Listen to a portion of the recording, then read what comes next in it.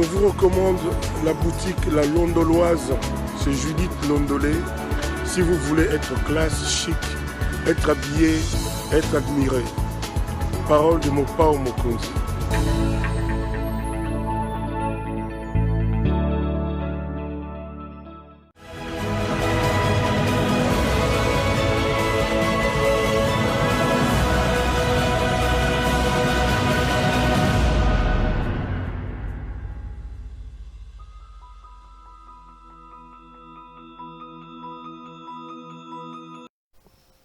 Madame, Messieurs, bonjour, bonsoir, ça dépend de l'heure ou même du lieu où vous êtes en ce moment ici en train de nous suivre. Bienvenue donc à ce nouveau numéro de l'émission d'Écrit Info, ce magazine d'analyse d'actualité politique, sociale, économique et même juridique qu'on a lancé ici chez nous. Nous prenons des questions importantes qui retiennent l'actualité dans plusieurs domaines. Nous les mettons sur la table et nous tentons de les décortiquer en leur donnant un sens une forme et selon nous. C'est d'ailleurs pour ça que chaque matin, quand j'ai commencé cette émission, j'ai l'habitude de dire que l'Écrit Info, c'est tout simplement le tempo de l'actu selon notre feeling. Ça veut dire notre manière à nous de voir les choses, notre manière à nous de les ressentir et notre manière à nous de les exprimer. Je suis donc heureux de vous retrouver après quelques temps quand même de suspension, je veux dire, ou d'absence. Nous sommes en train de travailler très sérieusement, mon équipe et moi. J'espère que dans 1 ou 2 semaines, prenez donc contact, prenez rendez-vous avec moi. Nous allons reprendre notre vitesse de croisière avec des émissions régulières. Si vous êtes un habitué de CPL Télévision, vous savez que CPL Télévision vous propose 3-4 émissions le jour. Ici donc, dans ce nouveau format, nous allons également reprendre des productions intensives. Donnez-moi juste 1 semaine, 1 ou 2 semaines, parce que là, on est vraiment en train de travailler, de mettre les choses en ordre pour vous permettre de retrouver la vitesse de croisière avec votre chaîne de télévision. Laissez-moi vous dire grand merci, grand merci, la main sur le cœur pour l'intérêt que vous n'arrêtez d'accorder à ce que nous faisons. Les appels, j'en reçois énormément, les messages d'encouragement, les messages de soutien. Aujourd'hui, moi, Claude Peroulouara, je n'ai pas à me plaindre. J'ai plutôt à m'agenouiller, à lever mes mains au ciel et à bénir les Seigneurs pour la grande famille que Dieu m'a donnée. J'ai vraiment reçu énormément de messages d'encouragement, vos appels. Il y en a qui se proposent même pour donner telle pour telle autre chose. Je me dis, dans ce pays, ce que nous faisons, les gens aiment énormément ça. Moi, je tiens vraiment la main sur le cœur à vous dire très sincèrement merci. Merci. On va bien, vous le remarquez d'ailleurs. On va très bien, je suis en très bonne santé, parce que c'est la grande question que tout le monde me pose. Perrault, tu es où? Est-ce que tu vas bien? Perrault est là, tu veux voir Perrault, il faut venir sur CPL. Appelez vos membres des familles, vos proches à pouvoir s'abonner sur notre chaîne YouTube. Je suis CPL, Claude Peroulouara, et ma chaîne c'est CPL TV, si vous voulez vous abonner. Je regardais avant de commencer cette émission, on est à 80 600 abonnés. 80 000 ou 80 600, 700. Ça fait chaud au cœur quand même de savoir que vous abonnez. Appelez vos membres des familles, vos proches, s'ils veulent s'abonner et avoir l'information, la vraie, sans couleur, sans tendance, ils n'ont qu'à aller sur CPL Télévision. Merci à notre partenaire, notre ami, notre partenaire des Dédans, Judith Londolé Betoko. Judith Londolé Betoko avec sa boutique La Londoloise. Vous êtes un homme, vous voulez vous habiller de manière chic et extraordinaire. T-shirt, chemise, cinglé, sous-vêtements, chaussettes, baskets. Tout ce qui concerne l'habillement homme n'a qu'une seule adresse. Il faut donc aller toquer chez notre ami Judith Londolé Betoko, Betokos. Mon là, c'est qui toko, bilamba qui toko, yemo qui toko. Judith Londolé, merci pour le partenariat. Parce que maintenant, mon sur la télé, attendez, c'est un partenariat, les amis. C'est un partenariat qui n'a rien à voir avec la politique. C'est un partenariat qui s'appelle Télévision, a signé avec la boutique La Londoloise.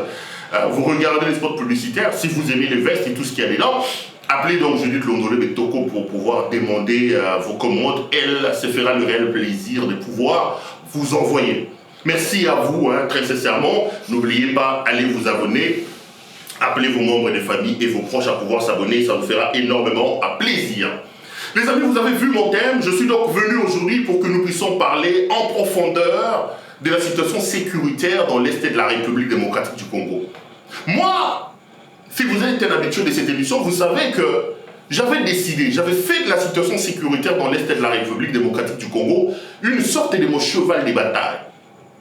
Il y en a ceux qui estimaient que j'en faisais un peu de trop en disant non, Perrault, peut-être que tu nous prends 5 minutes, parfois 7 minutes pour nos décrits. Ça nous bouffe un peu les temps. Non, mais j'avais dit non, les amis, si CEPEL Télévision existe et si nous parlons, parce que nous tous, nous avons un patrimoine commun. Nous avons un héritage commun. Nous avons un bien commun que nous avons hérité de nos ancêtres et de nos aïeux.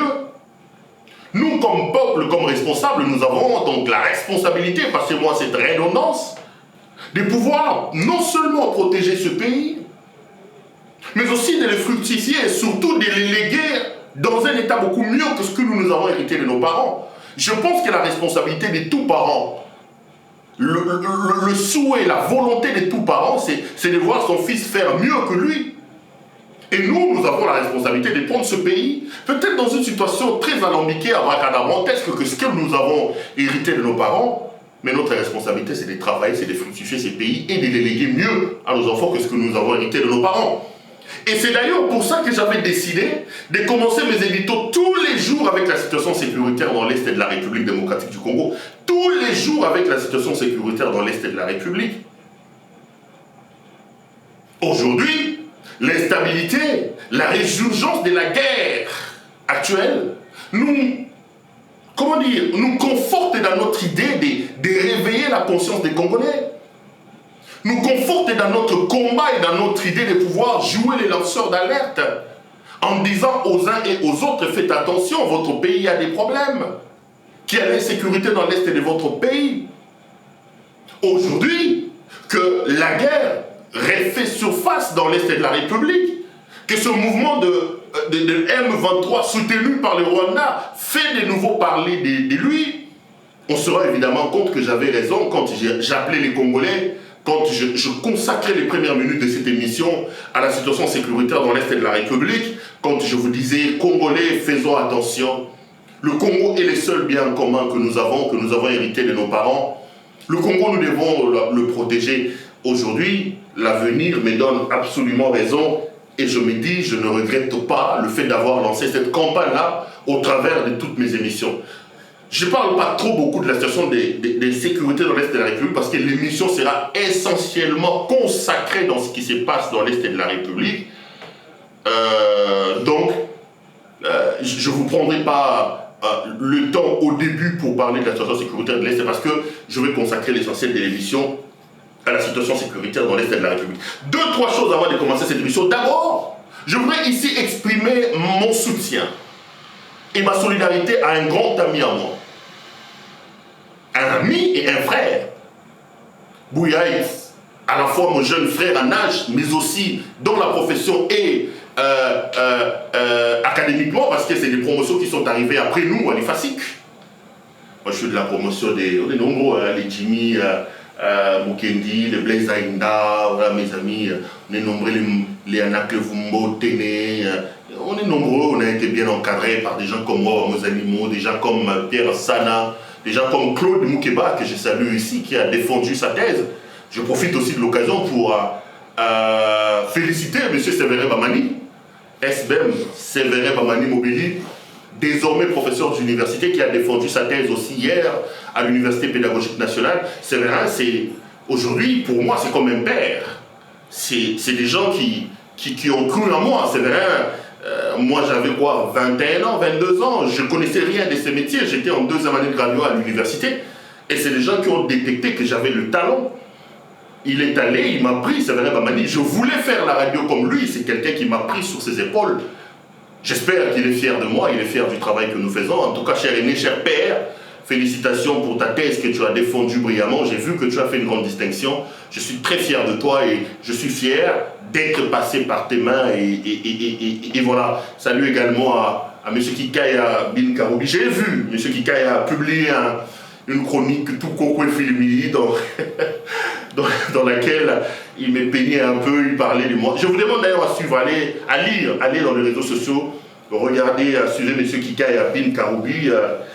Il a publié un long article sur moi. Le thème c'est tout coco et filmé, où il est en train de parler comment il m'a recruté, comment il m'a formé, comment. Je pense que ce qu'il a dit, il a dit vrai.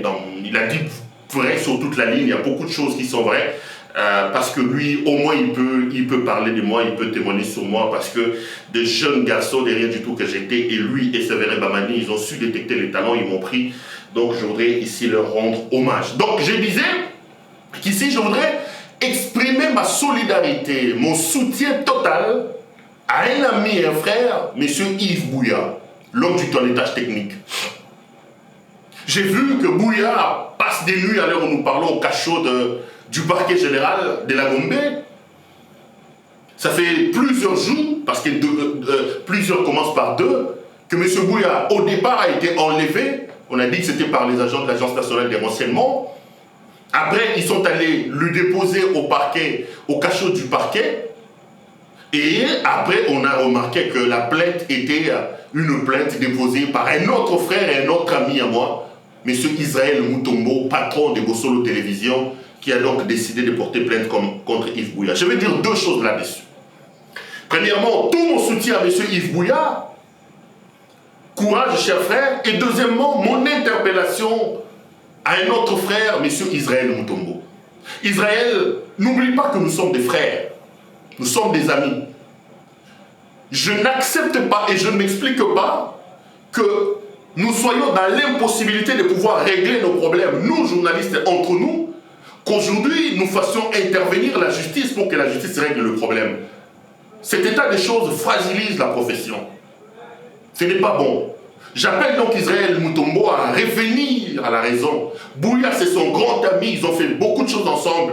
Ils ont mangé ensemble. Je sais de quoi je parle, parce qu'on est tous amis, on est frères.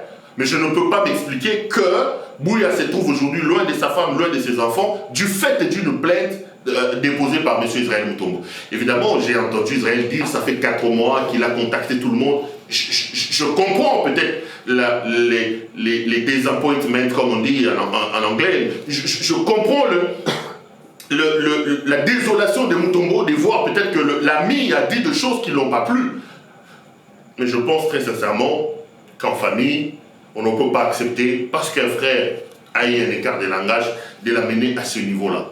Mutombo, Israël, doit donc, à mon point de vue, à mon sens, privilégier la famille, privilégier les relations de famille, retirer sa plainte, et on va se retrouver probablement en famille, autour d'une table, pour régler nos problèmes, pour régler nos différends. Le danger, c'est que là, vous êtes en face d'un régime dictatorial. Parce que M. Tshisekedi est un menteur sur toute la ligne. Non seulement qu'il fait des promesses fallacieuses, mais il ne respecte pas ses promesses. Tshisekedi a promis que sous son mandat, on n'arrêtera pas des gens à cause de leurs opinions. Mais Henri Magie a fait 2 ans en prison. Pourquoi? Parce qu'il a dit que Tshisekedi n'avait pas gagné les élections. Jacques Ndala a été condamné, il est en prison à l'heure où nous parlons, parce qu'il a dit que nous allons aller déposer un document devant telle maison. Mon ami Barnabé Milingano est en prison parce qu'il a dit au Koliambouma. Et qu'est-ce que nous avons en face de ces gens-là? Des prisonniers d'opinion et des prisonniers politiques. Vous avez des gens qui ont été condamnés dans l'affaire 100 jours, avoir détourné des millions de dollars, mais qui sont aujourd'hui totalement en liberté. Vous avez des gens qui trempent dans les détournements, notamment Etienne Ilongondo dans l'affaire de Covid. Il détourne l'argent d'un Covid, on l'envoie un touriste en prison, aujourd'hui il est dehors. Et quand vous mettez en place ces choses-là, vous vous rendez compte en réalité que Félix Tshisekedi, c'est un petit dictateur, qui chaque jour qui passe commence à mettre sur la place publique ces élans dictatoriaux qui commencent de plus en plus à réduire l'espace d'opinion et d'expression. Donc, je crains que Tshisekedi, dans sa dictature, puisse saisir l'occasion, parce que Bouya est une voix qui émet généralement contre ses anti-valeurs, contre son incompétence et contre les méfaits de son système. Là, ils vont se saisir de ça en disant ce n'est pas nous, c'est Israël Mutombo. Et Israël Mutombo risque là de donner le flanc, de prêter le flanc, ou plutôt de donner le bateau pour qu'un dictateur puisse se saisir de cette occasion et puisse faire taire Yves Bouya. Donc j'en appelle donc à la responsabilité des uns et des autres pour qu'on règle ces problèmes-là en famille. Puisque je parle de la prison, les amis, j'ai des amis qui sont en prison et les informations qui proviennent à l'heure où nous parlons en prison sont scandaleuses. D'abord, Laissez-moi m'étonner du comportement du ministre de la Justice. Moi, quand j'ai vu que M. Tshisekedi avait choisi comme ministre de la Justice une femme, je me suis dit, peut-être qu'avec son cœur des mères, elle va changer la situation. Mais aujourd'hui, ces ministres-là, un peu comme la plupart des ministres que Tshisekedi a nommés, évidemment, son péché mignon, c'est son problème de casting. Regardez son cabinet, vous allez voir que c'est rempli de chefs-couleurs et des incompétents. Regardez les ministres qu'il a mis en place et qu'il a surnommés des warriors, en partant du premier ministre vers son tout dernier ministre. Ça fait quoi? Ça fait plusieurs mois qu'ils sont là. Les Congolais se rendent compte que Tshisekedi a un problème de casting, c'est normal. Parce qu'en réalité, les amis, la première qualité d'un chef, c'est de savoir s'entourer. Et pour s'entourer des personnes intelligentes, des personnes compétentes, l'on doit soi-même être intelligent et compétent pour dénicher les compétences des autres. Cette affaire de se plaindre en disant « ce n'est pas moi, c'est l'entourage », alors que tout le monde sait que ça fait 3 ans que Tshisekedi est là, tout le monde sait que ça fait 3 ans que tout le monde se plaint de son entourage, personne n'a imposé à Tshisekedi cette diaspora de la merde qu'il nous a ramené à Kinshasa. Soit dit en passant, les Congolais compétents dans la diaspora, il y en a nombreux. Il y en a nombreux. Des gens qui ont fait des bonnes études, qui ont été à l'ULB, des gens qui ont vraiment étudié, des Congolais capables d'apporter un mieux-être à leur population. Mais lui, il est allé recruter dans le couloir de ses amis brassicoles, dans les couloirs de ceci, dans cela. Et la preuve, elle est là, c'est qu'ils sont en train d'amener la République en bateau. Les lignes qui suivent vont effectivement ici le démontrer. Donc, la ministre de la Justice, moi je me suis dit, une mère, peut-être qu'il va humaniser les cachots, il va humaniser les prisons. Les amis, c'était un mensonge. Tu sais qu'il prend le pouvoir.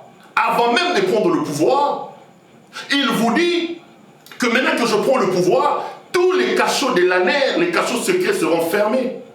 Je vous dis à l'heure où nous parlons, il n'y a plus de place dans les cachots de l'ANER, c'est full. La preuve est là, François Béa a fait plus de 100 jours là-bas, et plus de 50 jours là-bas. Ses collaborateurs, les Guy Vanda et les autres, étaient arrêtés là-bas. Je ferai d'ailleurs un décrit entier sur la situation de François Béa. Un peu pour vous dire qu'aujourd'hui nous sommes dirigés par quelqu'un qui promet et qui ment. M. Tshisekedi est un menteur. Je le démontrerai dans les lignes qui suivent. Il a dit qu'il va fermer les cachots et qu'il n'y aura plus de cachots secrets. À l'heure où nous parlons, tous ces cachots-là sont remplis de Congolais et les prisonniers sont dans des conditions déplorables. Mais Madame la ministre de la Justice, depuis que le Congo existe, elle est allée à la prison Makala, tambour battant, avec caméra, tout ça, pour faire 2 petites choses. La première, inaugurer un puits de forage, et deuxième, elle dit avoir donné un groupe électrogène. Quelle honte, les amis. La République s'est arrêtée à la prison centrale de Makala parce que la ministre de Justice est allée inaugurer un groupe électrogène que François Béa, individu, François Béa a fait un don à la prison centrale de Makala d'un groupe électrogène. Et le puits de forage d'eau qu'elle est allée inaugurer, c'est un don de la fondation Ouida de Guy Lowando. Donc la République s'arrête, la ministre quitte son bureau avec des caméras, et elle vient à Makala inaugurer un forage creusé par M. Guy Lowando et un groupe électrogène dont j'apprends de François Béa. Donc de François Béa. Voilà l'image des gens qui dirigent le pays aujourd'hui. Les fameux warriors. Entre-temps, et le ministre de la Justice, M. Tshisekedi signe des ordonnances de grâce présidentielle. Dans ces ordonnances-là, un homme comme Jacques Ndala, mon ami, peut être bénéficiaire, peut-être Barnabé Milingani aussi. Il a signé ça pour la fin de l'année, pour le mois de décembre. Et là, nous sommes au mois de juin pratiquement. La ministre n'exécute pas une ordonnance présidentielle. Vous, de l'UDPS, dites-moi, qui est en train de bloquer les ordonnances du président de la République? Parce qu'avant, ici, c'était... Non. La ministre des portefeuilles, Louise Munga, c'était Louise Munga, je crois, à l'époque. Louise Munga a bloqué les ordonnances de nomination des mandataires. Maintenant, M. Tshisekedi a signé des ordonnances des grâces présidentielles. Des gens qui devaient bénéficier d'une ordonnance de grâce présidentielle pour les festivités des fêtes d'année, donc le mois de décembre. Là où nous parlons, nous sommes au mois de juin.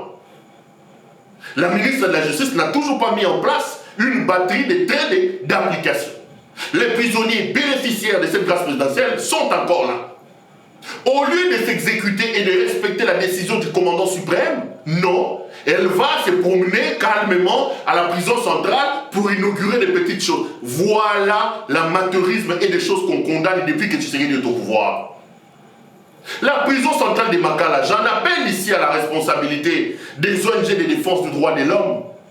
Moi j'ai des amis là-bas, faites un tour au pavillon 8. Pavillon 8.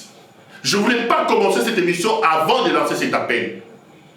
Au pavillon 8, il y a des gens qui sont venus du Katanga, cagoulés, qui vivent dans des conditions très compliquées à l'heure où nous parlons, condamnés là-bas. Ils n'ont pas droit aux visites, ils sont bloqués. Et toujours au pavillon 8, au-dessus, on est allé, on a arraché à Jakinda là, ses avoirs, son argent, ses téléphones. Il y a un certain colonel Kiki et un colonel Ebende. M. Tshisekedi, je donne les noms. Un certain colonel Kiki et un certain colonel Ebende. Qui sèment la terreur au sein du pavillon 8. Et c'est cet escadron-là qui s'est également organisé pour aller entrer et intimider ou éliminer, ou je ne sais pas moi comment il faut trouver le nom, François Béat. La prison est bondée, parce que les magistrats sont là. Moindre problème, allez d'abord mapper. Moindre problème, mapper. Parce qu'en réalité, ils savent, quand ils vont émettre des maps, donc des mandats d'arrêt provisoires, pour que la personne qui est clouée sous map puisse ressortir, il faut donner 1 000 à 1 500 $. Là, on attendait que Tshisekedi vienne arranger la situation, réforme la situation. Mais aujourd'hui, à l'heure où nous parlons, la situation est pire. Je lance un appel pathétique aux ONG de défense des droits de l'homme. Monsieur Kapiamba, Monsieur Tchombela, Monsieur Jean-Claude Katende, Monsieur des bureaux conjoints des Nations Unies aux droits de l'homme, faites un tour au pavillon 8 à Makala.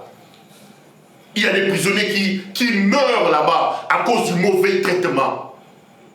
Il y a des gens qui sèment la terreur là-bas. Et regardez aussi les cachots secrets à l'ANER et partout ailleurs, là où M. Tshisekedi, dans le cadre de sa propension vers la dictature, a vraiment installé des gens là-bas, et ça commence de plus en plus à devenir très compliqué. Je voulais donc très sincèrement, au nom de ces compatriotes-là, lancer cet appel pathétique pour que leur voix soit entendue. Henri Magie est sorti, bravo, il a fait 2 ans, courage à toi mon frère. J'ai appris aujourd'hui que Kambere est aussi sorti, parce qu'on a utilisé quelqu'un pour clouer un adversaire politique. Kambere est sorti aujourd'hui, et j'ai vu sur les réseaux sociaux Henri Magie rendre une visite de réconfort à M. Fils Moukoko, dont on dit qu'il a fait un AVC, et il a fait aussi un accident, mais il est abandonné totalement par Augustin Kabouya, élu des PES, abandonné par M. Tshisekedi, qui a fait du slogan « Peuple d'abord » un slogan creux, alors que le vrai peuple se retrouve encore à les mettre là-bas sous les arbres. Lui, il a installé un régime de jouisseurs avec ses amis qui sont venus de l'Europe, les fils Moukoko, les Gilits, tous les autres, je parlais des combattants, sont là, encore dans la rue, sans travail, sans quoi que ce soit. Tshisekedi, lui, continue sa jouissance avec ses amis venus de l'Europe. La preuve que son père, Etienne Tshisekedi Ouangulumba, n'est pas du tout fier de lui, et que le slogan « Le peuple d'abord » est un slogan creux. Voilà ce que j'avais à dire en termes de déblayage du terrain. Je voudrais maintenant entrer dans le vif de mon sujet et vous parler de la situation sécuritaire dans l'Est de la République démocratique du Congo. Les amis, cette semaine, j'ai versé des larmes. Parce que depuis un temps, j'en verse. Mais cette semaine, je me suis rendu compte que j'en ai versé un peu plus.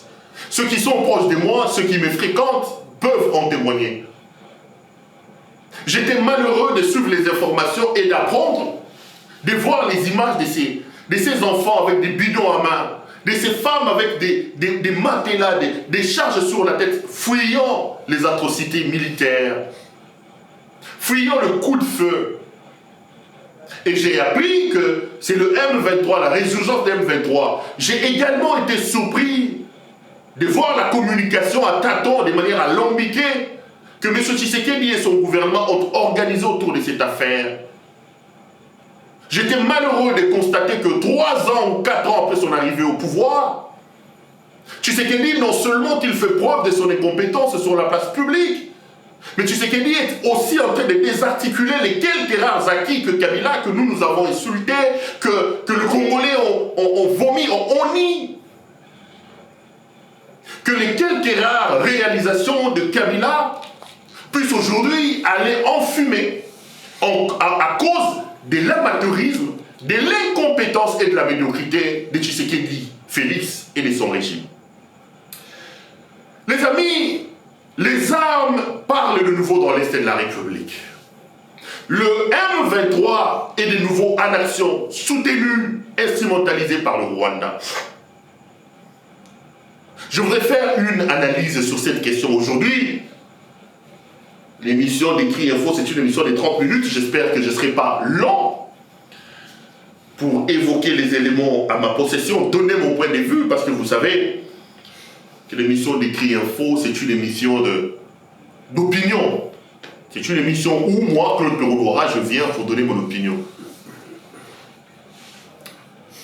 La nouvelle guerre dans l'Est de la République, je vais les prendre de manière globale. Je ferai 2 analyses. Une analyse globale qui peint un peu la situation sur le terrain. Et de cette analyse globale, je vais rétrécir mon champ en tirant les responsabilités des uns et des autres. Finalement, je terminerai par donner mon point de vue, mais aussi des pistes et des solutions que moi je trouve idoines pour tenter de résorber et de résoudre définitivement ces problèmes. J'ai entendu beaucoup de gens dire on ne peut pas faire porter la responsabilité de la guerre dans l'Est de la République à M. Félix-Antoine Tshisekedi. Je suis d'accord avec vous. Parce que l'insécurité dans l'Est de la République remonte d'il y a quelques années. J'ai tiré les conséquences par après et vous allez vous rendre compte que vous avez tort de disculper Tshisekedi parce qu'à l'heure où nous parlons, la cause principale de cette guerre-là, c'est l'incompétence et la cause, c'est M. Félix-Antoine Tshisekedi Tshilombo. Mais de manière globale, les gens ont raison lorsqu'ils disent que ça fait 25 ans que cette guerre existe. Pas 25 ans, un peu plus loin d'ailleurs. Parce que déjà à l'époque de Mobutu, on parlait de ces problèmes de conflits au niveau de la région des Grands Lacs. Mais de manière un peu plus récente, un peu plus visible, on peut dater la guerre de l'Est de la République, ou plutôt sa résurgence ou sa remontée intense sur la place publique avec le génocide de 74. Qu'est-ce que j'ai dit de 94? Lorsque les Hutus ont assassiné leur frère Tutsi au Rwanda, après justement l'abattage de l'avion du président Habyarimana, il y a eu un génocide qui s'est organisé. Encore que là aussi, le Rwanda fait porter la responsabilité à l'humanité tout entière, par peur ou plutôt par stratégie de M. Paul Kagame. Mais ce que le Rwanda ne dit pas, c'est que le génocide a aussi une cause. La responsabilité doit être tirée sur le fait que l'avion de M. Habyarimana, qui était Hutu, a été abattu. Et tout porte à croire que le missile qui avait atteint l'avion de M. Habyarimana était tiré par les APR, les rebelles des APR. Et à l'époque, parmi les chefs de ces rebelles-là, se trouvait un certain Paul Kagame. Là aussi, si on doit être logique avec nous-mêmes, avec l'histoire, nous devons non seulement condamner le génocide des Tutsis au Rwanda, mais nous devons aussi tirer les conséquences pour que nous ne nous retrouvions plus dans la sous-région dans cette situation-là. C'est vrai qu'il y a eu génocide et nous condamnons. Mais pourquoi il y a eu génocide? Il y a eu génocide parce que ces deux peuples-là commencent à se regarder un peu comme en chaîne défaillante. Mais l'élément déclencheur, la tige qui a allumé le feu, c'est notamment l'assassinat de M. Juvenal Habyarimana. Et qui est responsable de la mort d'Habyarimana? Là, la communauté internationale se tait. Là, le régime de Kigali ne veut pas qu'on aille fouiller cette page-là de l'histoire. Pourquoi? Parce qu'aujourd'hui, le génocide rwandais est utilisé utilement par M. Paul Kagame. Ce génocide-là est récupéré aujourd'hui pour faire porter la responsabilité, la culpabilité à l'humanité tout entière. Vous étiez là sous votre nez et sous votre barbe. Les Hutus ont tué plus de 800 000 Tutsis. Kagame a utilisé cette affaire-là à son profit. Donc je disais que de manière un peu plus récente, on peut remonter ça déjà à partir de 1994, quand on nous a demandé par les Nations Unies d'ouvrir nos frontières pour recevoir les réfugiés Hutus qui fuyaient la paire qui avait pris le pouvoir au Rwanda. Nous, on a ouvert nos frontières et on a laissé entrer sur nos sols avec armes et munitions le rebelle que Kagame utilise aujourd'hui comme fonds de commerce, les fameux Interamo et les FDLR, tralala, tralala.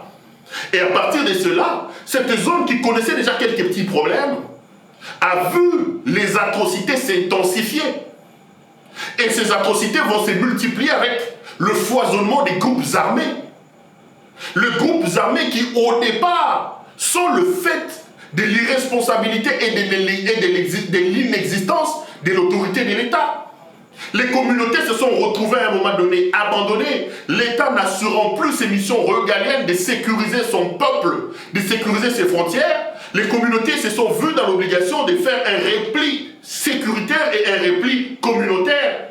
Et chaque communauté devait mettre en place un mouvement militaire pour se protéger. Et là, on a assisté justement au foisonnement des mouvements militaires. On va avoir en 1997 l'Abdel qui va rentrer ici avec l'aide du Rwanda, renversant le maréchal Mobutu. 98, Laurent Désiré Kabila prend une décision courageuse de chasser le Rwanda. Le Rwanda va reculer et il va surfer sur cet élan des groupes armés, mais aussi des mouvements rebelles pour tenter de déstabiliser l'Est de la République démocratique du Congo. Mais de manière globalisante, moi j'ai toujours été contre les condamnations outrancières de la République démocratique du Congo contre le Rwanda. J'ai toujours été contre les plaintes.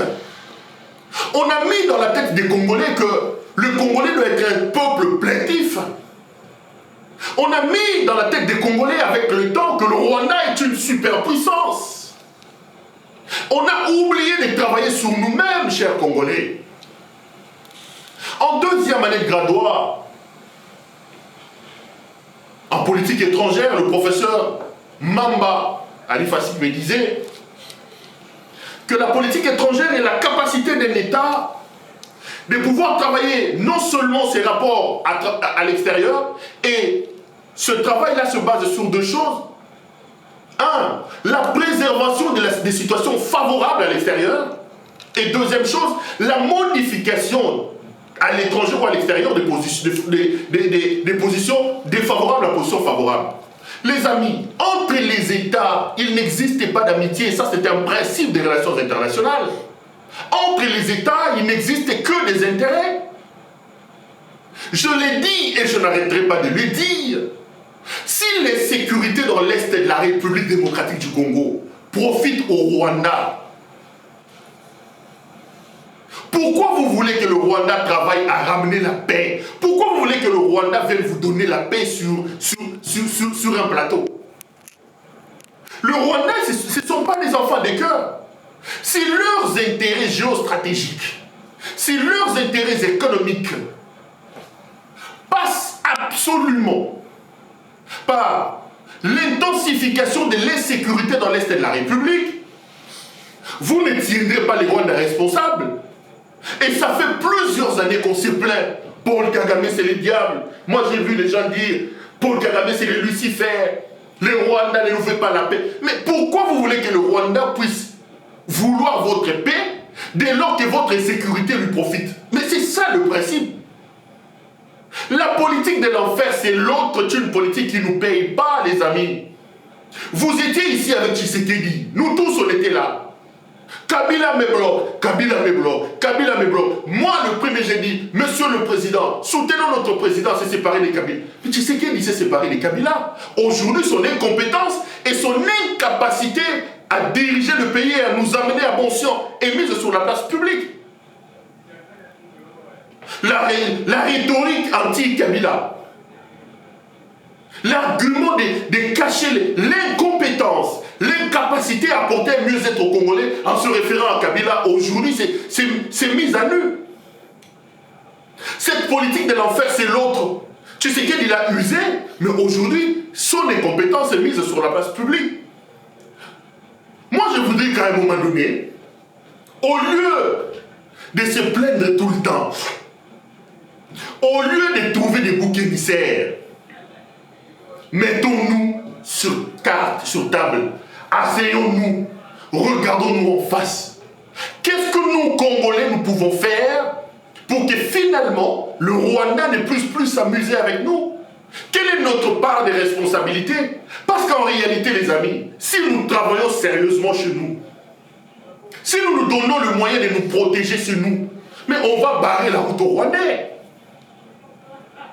On va barrer la route au Rwandais. Ça fait plus de 2 décennies, récemment, que ces situations d'insécurité persistent. Qu'avons-nous fait? Le Rwanda nous empêche-t-il de pouvoir nous organiser à l'interne pour exfiltrer notre armée de tous les moutons noirs? Les Rwandais ne nous empêchent-ils de pouvoir nous organiser pour équiper notre armée? Quand vous avez un président de la République qui arrive, en 100 jours, il détourne plus de 500 millions de dollars américains. Il vous lance une opération sans tête ni queue, 100 jours. Plus de 500 millions de dollars en fumée. Donc, les amis, cette rhétorique-là de l'enfer, c'est l'autre, ça ne nous profite pas, les amis. Ça ne nous profite pas. Il faut que nous ayons la capacité de nous asseoir, nous, Congolais, de nous regarder en face et de se dire... Qu'est-ce que nous devons faire pour nous protéger?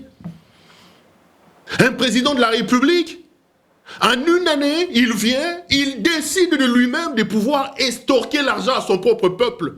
Il monte en place une mafia, une escroquerie grandeur nature appelée RAM.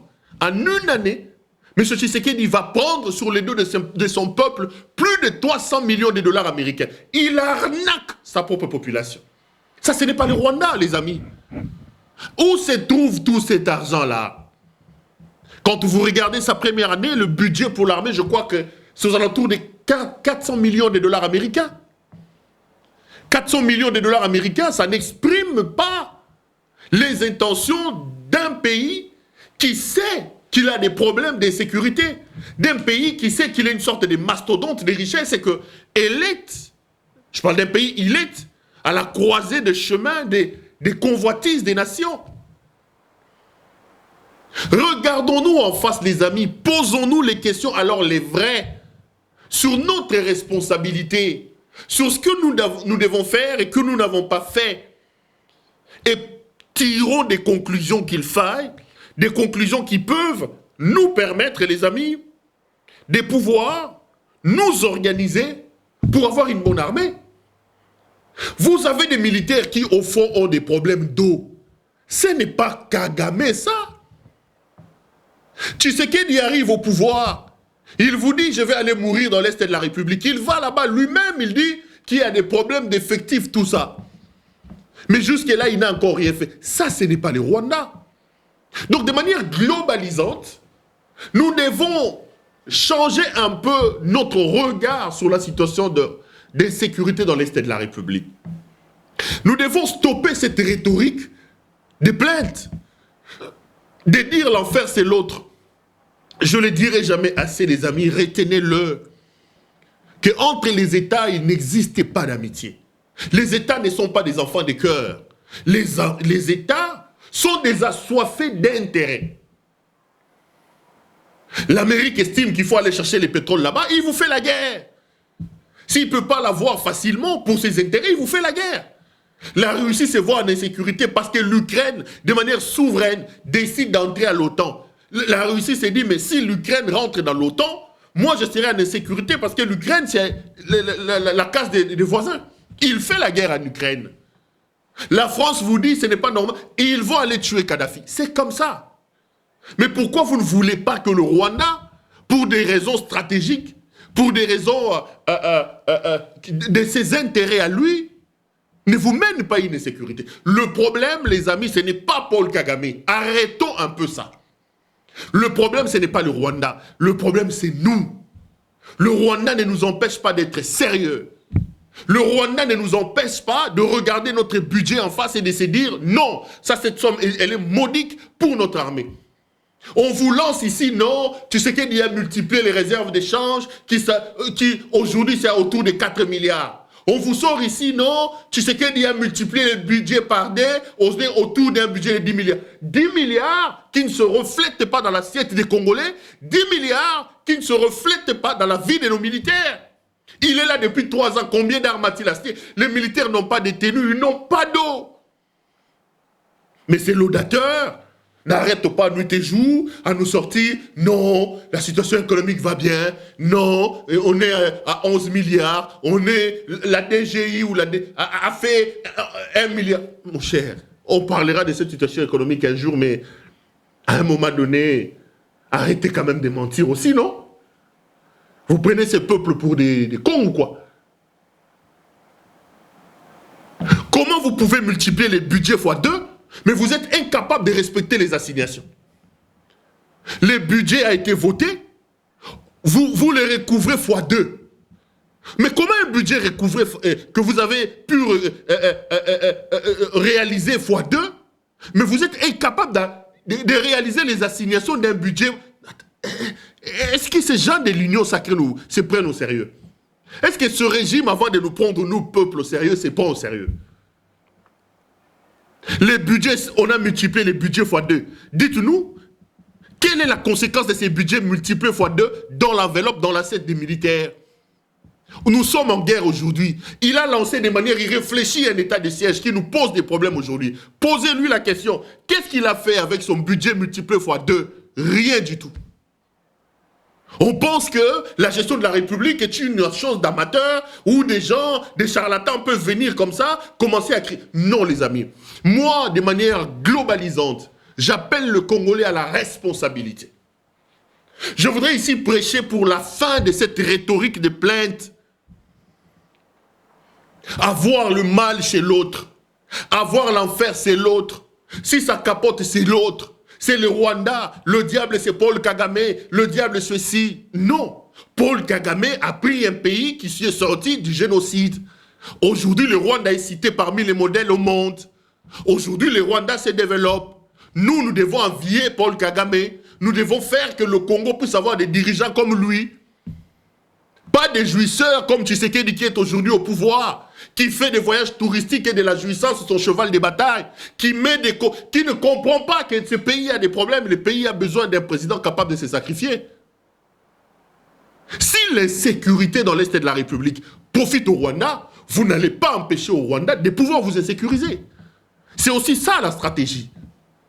Peut-être que les Congolais n'aiment pas qu'on leur tienne ces discours ici. Le problème, au-delà de tout, ce n'est pas le Rwanda. Le problème, ce n'est pas Paul Kagame. Le problème, c'est nous. Quand on aura la capacité de pouvoir régler les problèmes à l'interne, quand on aura la capacité d'avoir des dirigeants compétents qui mettent l'intérêt supérieur de la nation au-dessus de leurs propres intérêts, qui ont une certaine vision, un certain leadership, une bonne gouvernance, on ne parlera plus du Rwanda. On ne parlera plus du Rwanda, les amis. Donc, de manière globalisante, il faut aujourd'hui donner raison à ceux qui disent que cette guerre existe. Mais je vais maintenant réduire la situation. Parce que là, je fais une analyse globale. Mais allons maintenant dans le contexte actuel. Les amis, ce qui arrive actuellement avec le M23, le responsable numéro 1 s'appelle Félix Antoine Tshisekedi Tshilombo. C'est lui le responsable. La cause de cette guerre, c'est M. Tshisekedi. Tshisekedi est un danger pour la République, les amis. C'est un danger, ce monsieur. Tshisekedi arrive au pouvoir. Il trouve que Kabila, qui avait trouvé ce pays divisé à 4 morceaux, Tshisekedi, on lui a donné un pays. Ça, c'est ce que les gens de l'UDPS ne veulent pas qu'on dise. On vous dit la vérité. Quand Tshisekedi a pris le pouvoir, le Congo était uni. On avait des mouvements rebelles. On n'avait pas une rébellion du type M23 qu'on avait déjà vaincu en 2013. Tshisekedi n'a pas trouvé la guerre au vrai sens du mot. Tshisekedi a trouvé des mouvements subversifs, des mouvements des groupes armés. Et j'ai dit toujours, je le répète, on peut insulter Kabila comme on veut, mais les amis, regardons-nous en face. Tshisekedi nous a démontré en 3 ans qu'il était incompétent, qu'il n'avait pas suffisamment des épaules pour être président de la République. Si Tshisekedi avait pris le pouvoir dans les conditions de Kabila, les amis, le Congo n'existerait plus. Kabila n'a pas trouvé une armée, Kabila n'a pas trouvé une justice, Kabila n'a pas trouvé une administration. Aujourd'hui, la Cour suprême, il enlève des juges à sa manière. Kabila n'avait pas trouvé ça. Kabila n'avait pas trouvé ça. On ne pouvait pas quitter le Congo pour aller à Kinshasa pour aller à Goma. Qu'on l'aime ou qu'on l'aime pas, jeune qu'il était, il s'est battu pour donner à Tshisekedi un pays. Et lui, il est arrivé là, il est en train de désarticuler les choses. Tshisekedi a à voir, les amis, dans ce qui arrive dans l'Est de la République démocratique du Congo. C'est l'incompétence, la naïveté de M. Félix Antoine Tshisekedi qui nous amène à cette nouvelle guerre. Que vous l'aimiez ou pas, la vérité, c'est celle-là. Tshisekedi arrive au pouvoir avec des problèmes d'illégitimité. Il pense qu'en mettant en place une diplomatie charmante, une diplomatie léchant les bottes de Paul Kagame vont lui garantir une certaine sécurité. Il trouve Paul Kagame ennemi public numéro 1. Tshisekedi invite Paul Kagame ici et le fait applaudir lors des obsèques de son père par les gens de l'UDPS Salim au stade des Martyrs. Pour la toute première fois depuis qu'il est président de la République, Kagame a passé la nuit à Kinshasa, c'était sous Tshisekedi. Là, c'était bien. Parce que quand on vous pose la question aujourd'hui, vous nous dites non, qu'est-ce que vous voulez? C'est une guerre qui existe depuis 18 ans. Qu'est-ce que Tshisekedi peut faire en 3 ans? Tshisekedi ne nous avait pas trouvé les M23. Tshisekedi avait trouvé qu'on avait identifié Paul Kagame et le Rwanda comme des problèmes. Lui, il nous a dit non. Paul Kagame, Yonani, Ofinga Paul Kagame. C'est lui qui va parler. Tshisekedi dit lui qu'il est Ndoki. Il trouve un rapport ici pondu contre M. Karega. Je me rappellerai toujours de cette lettre rédigée par, je crois, Delphin Kayimbi, où il démontrait que M. Karega ne peut pas être ambassadeur. Tshisekedi il prend Karega, il le met ambassadeur. Tshisekedi va vendre notre pays. Hier, on disait, Kabila, c'est le Rwandais. Kabila a vendu le pays. Les amis, aujourd'hui, on se rend compte que pauvre Kabila, le vrai vendeur de ce pays, l'homme qui incarne aujourd'hui le projet de la balkanisation de notre pays s'appelle Félix Tshisekedi. Ce que Félix a fait avec le Rwanda, ce que Félix a cédé au Rwanda, aucun autre président de ce pays ne l'a fait. Aucun, les amis. Aucun. Je lance un défi. Venez me regarder, dites-moi. Tshisekedi va prendre l'or de Bashi, l'or de la République démocratique du Congo. Il va le faire raffiner au Rwanda. Aujourd'hui, le Rwanda devient le premier importateur de la région de l'or. Alors que le Rwanda n'a pas de l'or sous son sous-sol. C'est l'œuvre de M. Tshisekedi. C'est l'œuvre de Tshisekedi. La naïveté, l'incompétence, le manque de vision de Tshisekedi nous ramène à cette guerre. Tshisekedi a signé des deals secrets avec M. Paul Kagame. M. Tshisekedi, regardez les Congolais en face. Qu'est-ce qui se passe entre vous et votre frère? On vous a dit, ne soyez pas naïfs, messieurs. On vous a dit, diriger la République n'a rien à voir avec la jouissance de Bruxelles. On vous a dit, diriger la République n'a rien à voir avec des voyages touristiques. Vous n'avez pas compris cela. Vous avez présenté Kagame comme votre frère et ami. Monsieur Tshisekedi, regardez les Congolais, dites-nous, qu'est-ce qui se passe pour que votre frère puisse aujourd'hui mettre en insécurité notre pays? C'est vous les coupables, monsieur Tshisekedi. Congolais, tenez Félix Tshisekedi responsable de ce qui se passe actuellement. C'est lui. Le coupable, c'est lui. Le traître, c'est lui. Il nous a présenté Paul Kagame ici comme son frère. Il a pris l'or de l'Est de la République. Il est allé donner. Il a pris le pays. Il est allé donner à Paul Kagame. Aujourd'hui, il est passé par les événements, il est incapable de nous dire qu'est-ce qui se passe. Nous devons poser la question à M. Tshisekedi. Quel est le deal qu'il a signé avec Paul Kagame? Parce que visiblement, ce sont les accords secrets, les accords économiques, les accords de défense que M. Tshisekedi a signés avec Paul Kagame qui posent problème et qui ramènent aujourd'hui les M23. Tshisekedi, président de la République, vous dites non, il a trouvé cette guerre. Mais Tshisekedi n'a pas trouvé les M23.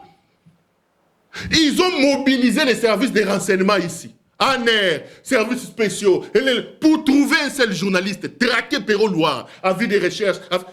Les mêmes services de renseignement, Tshisekedi ne les a pas mobilisés pour surveiller le M23. Comment nos services de renseignement n'ont pas pu surveiller le M23, dénicher le M23 et anticiper une résurgence du M23? Comment? Il est fort pour brimer les libertés d'opinion et les libertés d'expression. Ils sont forts pour chercher les journalistes à gauche et à droite. Mais ils ne savent pas donner de l'argent à nos services de sécurité pour que Paul Kagame soit... pour que le M23 ne puisse pas ressurgir.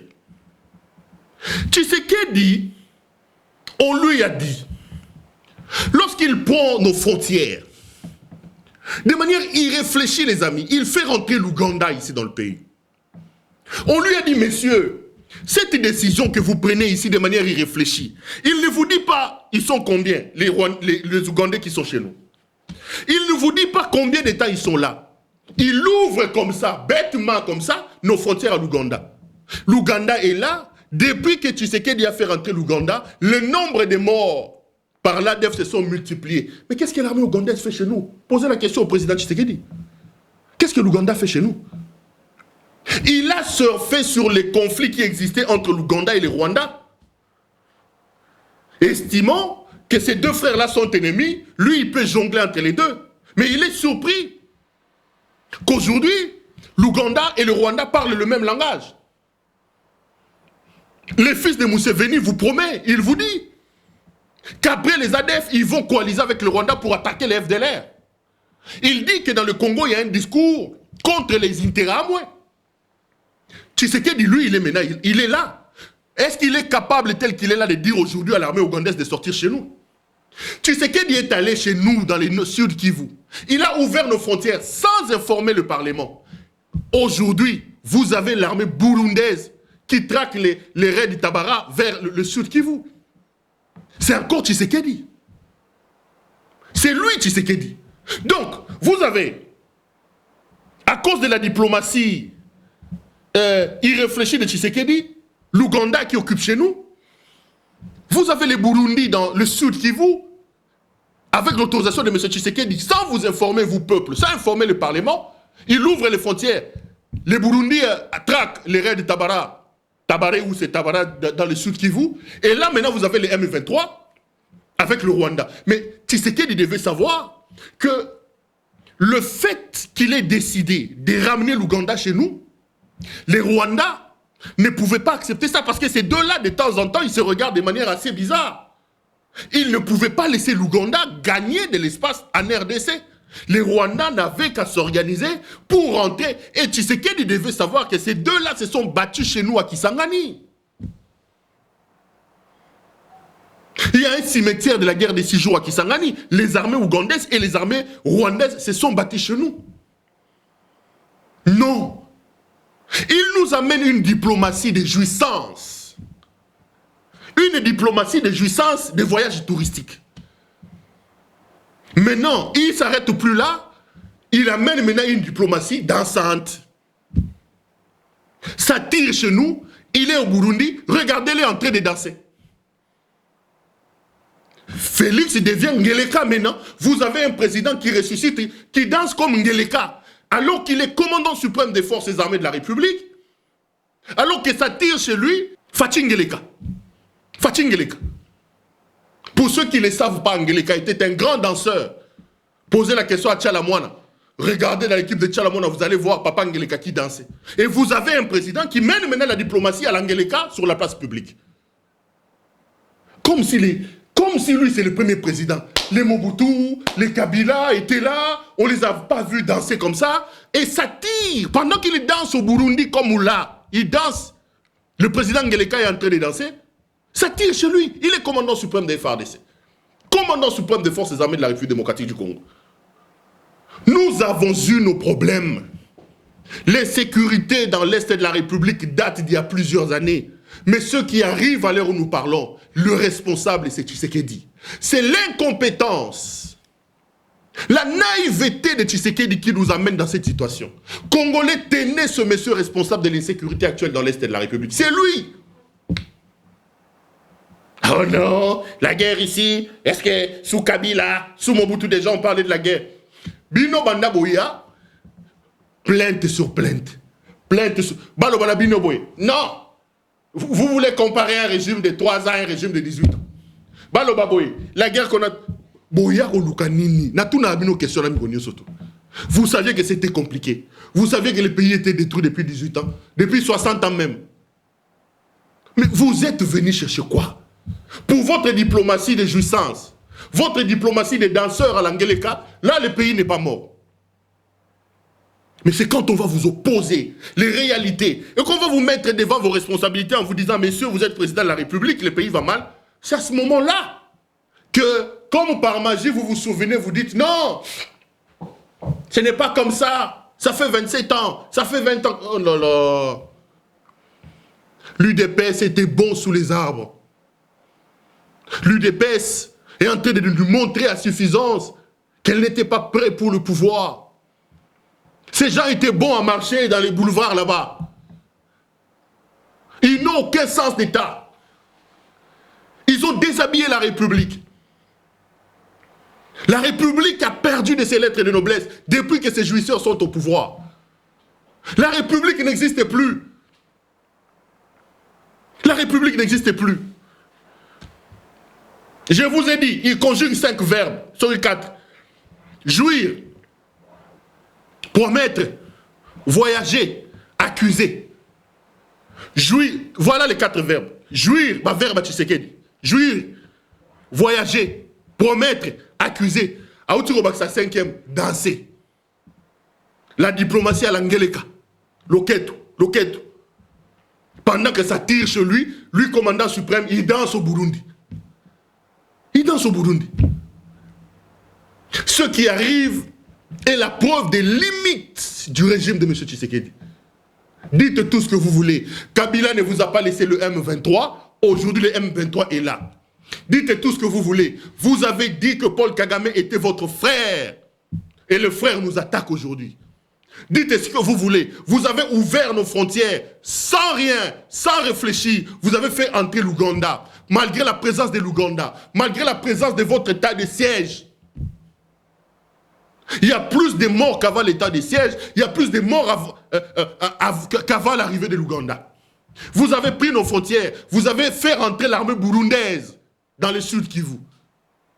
Vous êtes allé signer des accords secrets avec Paul Kagame, que vous présentez partout comme votre ami. Aujourd'hui, votre ami est en guerre contre nous. Vous devez nous regarder en face. Soit nous présenter des excuses, soit démissionner. Parce qu'en 3 ans, 4 ans, M. Tshisekedi, vous avez tout simplement échoué. Vous avez échoué. Aucun plan, aucun projet. Depuis que vous êtes là, les Congolais peuvent se dire, non, le fils de Tshisekedi est là, voilà ce qui nous a amené. Rien. Jouissance, jouir, voyager, promettre, accuser. Ce n'est pas moi, ce n'est pas moi, ce n'est pas moi. Les militaires, ce n'est pas moi. Maintenant, vous ajoutez aussi un autre verbe, je veux dire, danser. Un autre verbe, c'est le verbe danser. Entre-temps, le pays est en train d'aller... Le pays est en train de... Mon Dieu, le pays est nulle part avec ce régime de Tshisekedi. Le pays est nulle part. Il prend le pays, il va nous faire entrer dans la communauté de l'Afrique de l'Est. Et là, il fait une déclaration en nous disant, écoutez, quand il y aura la guerre, tous on va se unir. Mais il y a la guerre. Tshisekedi est allé signer les accords en Nairobi pour faire entrer la République démocratique du Congo. Qu'est-ce que ça nous a apporté? Parce que c'était un voyage de plus, ça lui permettait de voyager. Comme il aime le tourisme et les voyages, il va là-bas, il fait rentrer la République là-bas. Il va ici, il dit non, il accuse sa propre armée. Il accuse sa propre armée. Regardez sa complicité. Tshisekedi accuse son armée. Tshisekedi fait rentrer les pays au niveau de la communauté de l'Afrique de l'Est. Quelques jours après, c'est l'Ouganda qui accuse la même armée. Quelques jours après, c'est le Rwanda qui accuse la même armée. Et c'est le M23 qui rentre. Mais regardez le comportement de Tshisekedi. Il vous met en place un Patrick Mouyaya, complice des Rwandais, de par ses déclarations. Son armée, le FARDC disent qu'il y a le Rwanda. Patrick Mouyaya vient contredire le Rwanda après que Tshisekedi l'a grondé. Lutundu là, il fait un discours au niveau d'Addis Abeba là-bas, où il accuse les Rwandais. Il revient, il commence à changer. Et Mouyaya le contredit. On se rend compte que on a un complice au sommet de l'État. Les Rwandais est un agent. Kabila n'a jamais vendu le pays comme le présentait. Le vrai vendeur de la République s'appelle Félix Tshisekedi. Le vrai Rwandais, c'est Tshisekedi, les amis. C'est lui qui a vendu le pays entre les mains du Rwanda. C'est lui qui est allé signer des accords secrets avec Paul Kagame. C'est lui qui a pris notre or, il a donné au Rwanda. C'est lui qui a ramené Kagame ici, qui a dit Bando Kibolo Bamaramnaïté. C'est lui, Tshisekedi. C'est lui qui a ouvert nos frontières pour que les Ougandais rentrent, pour que tel rentre. C'est lui, Tshisekedi. C'est lui, les amis. C'est vrai que cette guerre existe depuis longtemps, mais l'actuelle résurgence, le responsable s'appelle Félix Antoine Tshisekedi. C'est son amateurisme, son incompétence et sa naïveté face à sa diplomatie des jouissances et sa diplomatie des danseurs qui nous amène cette situation. La diplomatie touristique et la diplomatie à l'Angeleka. Fachi Ngeleka, il a amené la danse dans la diplomatie et il a amené la jouissance dans la diplomatie. Voilà là où nous en sommes. Qu'ils viennent et qu'ils nous disent, voici mon frère, son propre frère est en train de tuer maintenant son peuple. Son propre frère est en train de tuer son peuple. Pendant que lui, président de la République, il danse. Il danse. La diplomatie à l'Angeleka. Ngeleka est mort, comme c'était un bon danseur, et en plus, c'était un Kassaïen. Il aimait beaucoup danser avec Tchalamouana. Voilà que pour rendre hommage à Ngeleka, au sommet de l'État, on a pris la diplomatie, on l'a transformée en une diplomatie à l'Angeleka. La diplomatie à la danse. La diplomatie à la danse. Déhanché. Pendant que ça tire chez toi. Tshisekedi est une calamité, les amis. C'est une malédiction que d'avoir cet homme comme président de la République. Je vous dis la vérité. Il a craché sur la mémoire de nos héros. Il crache sur la mémoire de son père, de rose mémoire, M. Tshisekedi Wamulumba. Tshisekedi est une parenthèse triste de l'histoire politique de ce pays qu'il faut vite fermer. Il faut le balayer, cet homme. Chers Congolais, je ne sais pas, mon réalisateur va me dire, je suis à 1h déjà, je crois. On va finir. Je lui ai dit que je vais faire 30 minutes. C'est pas vrai. Les amis, je vais finir par là. Congolais, écoutez-moi très bien. Le Congo est le seul bien en commun que nous avons. Le Congo est le seul patrimoine commun que nous avons. Mettons-nous ensemble, les amis. Tshisekedi est le responsable de nos malheurs. Tshisekedi étale sur la place publique son incompétence et son incapacité à mener ce pays à bon port. Chaque seconde que nous passons avec Tshisekedi comme président de la République met la République en danger. Je commence à penser comme Alain Bolodjoa. Je commence à trouver 2023 loin. Moi qui suis démocrate, républicain, mais face au danger dans lequel M. Tshisekedi nous amène, il prend des décisions, il signe des accords qu'il ne comprend pas. Je commence à me dire, chaque seconde que ce monsieur passe à la tête de mon pays, met la République en danger, met nos institutions en danger. Nos enfants sont en danger à cause de M. Tshisekedi. Notre avenir, notre devenir est en danger à cause de Tshisekedi. Congolais, mobilisons-nous. Lèvons-nous contre cet amateurisme, cette incompétence installée au sommet de notre pays. Sauvons la République, les amis. C'est d'ailleurs pour ça que je suis content. La réconciliation Katumbi-Kabila, j'encourage. J'en appelle aux personnes de bonne volonté. Matata, Fayoulou, allez rejoindre le bloc patriotique. La République est en danger. Félix nous met nous tous en danger. Félix nous a montré ses limites, ses insuffisances. Félix est incapable, est indigne de diriger conformément, correctement ce pays. Nous devons sauver la République, tirer le pays entre les mains de cet amateurisme qui est installé à son sommet, de cette incompétence à laquelle on assiste. Si nous aimons ce pays, nous devons nous mettre ensemble pour arrêter ces élans dictatoriaux que le fils de Etienne Tshisekedi Mulumba est en train de mettre en marche. Congolais, ne perdons pas espoir. Restons debout, battons-nous pour notre pays. Le meilleur viendra. Mais pour le moment, retenez-le, notre problème s'appelle Félix Antoine Tshisekedi Tshilombo. C'est lui, le responsable de l'insécurité actuelle dans le pays, à cause de son incompétence et de sa naïveté. Que personne ne vienne vous raconter le contraire, les amis. Voilà. L'émission est terminée par là aujourd'hui. Retrouvons-nous pour le prochain numéro. Merci à vous de nous avoir suivis et à la prochaine.